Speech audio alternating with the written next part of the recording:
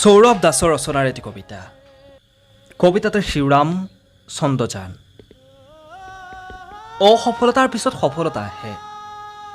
ঠিক তেনেকৈ ভাৰতবৰ্ষই বিশ্বৰ বুকুত এক ইতিহাস ৰচিলে। দুবাৰ অসফলতাৰ পিছত ইছৰই চন্দ্ৰৰ বুকুত লেণ্ডাৰ বিক্ৰমক অৱতৰণ ঘটালে।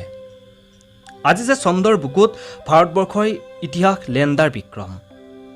কি আছে চন্দ্ৰৰ এফালৰ পৰা পৰিদৰ্শন। 7 ভনীৰ দেশ ভাৰতবৰ্ষ। তাহানিতে সৃষ্টি হৈছিল ইছৰই বনালে লেণ্ডাৰ বিক্ৰম। আজি যে কৰি আছে চন্দ্ৰৰ বুকুত পৰিদৰ্শন। হ'বনে নাই ভাৰতবৰ্ষৰ সপোন পূৰণ? লেণ্ডাৰ বিক্ৰমে দিবনে নাই ভাৰতবাসীক চন্দ্ৰৰ ভিতৰ ভাগৰ সমূহ বিৱৰণ? ধন্যবাদ।